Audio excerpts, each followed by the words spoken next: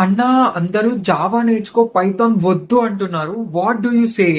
ఇది కరెక్టే. నాకు కూడా చాలా మంది చెప్తుండే జావా నేర్చుకో పైథాన్ వద్దు అని.